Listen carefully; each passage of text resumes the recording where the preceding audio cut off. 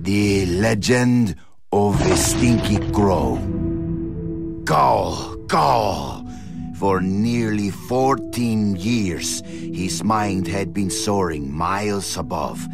But Elliot Thomas was still stuck down on Earth in the boring town of Sinchester. Sinster. What? It's pronounced Sinster. How do you know? My cousin's from Sinster. Never mind, keep going. Alone in his treehouse, he glued feathers to his wingsuit, readying himself for the day he would join the Phoenixes and Quetzalcoatlus in the sky. "Dinner time," cried his mother from their house across the yard. Elliot sat at the center of the table. A TV dinner was challenged his BO as the dominant smell in the room. On his left, his mother yammered about her day at the ER. On his right, his father was absorbed in his smartphone. As for Elliot, his eyes were fixed on the ceiling fan, the most fascinating personality within a 10-foot radius. In homeroom the next day, Justin Schmakovsky threw a crappy paper airplane at him. Within seconds, Elliot had built a superior vessel. He stood up on his chair and swiftly launched the Papierflieger. What? At his unsuspecting enemy. Go, Papierflieger, go! Zoom, splort, the marvel of paper aviation lodged itself in Justin's tender eyeball. "Mr. Thomas," bellowed their teacher, "go to the principal's office." Later that day, Elliot was cooing quietly to himself as he bought a candy bar in the lobby. Casey Witchtits was smoking nearby and sneered at him. "You'll never fly, Stinky Crow," she laughed. "Why don't you go jack off to some bird porn? I bet you do more fapping than flapping." Hey, that's pretty good. "Fuck you!" screeched Elliot as he ran for the door.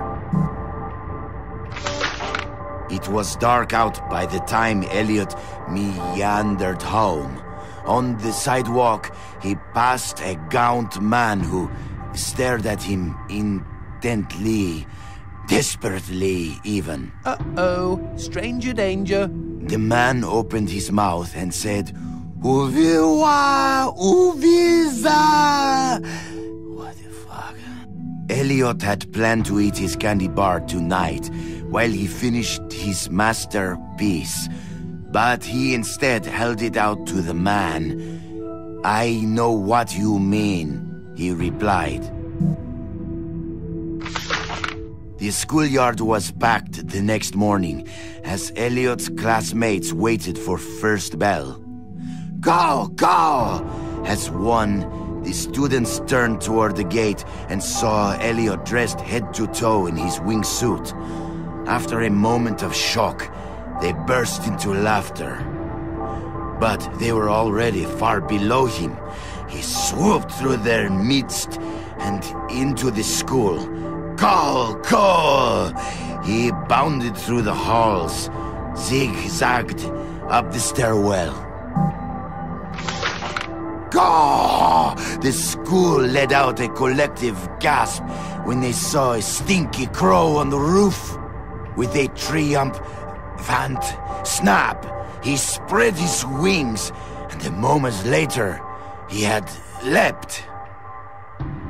The next 2 seconds were the most beautiful of Elliot's entire life.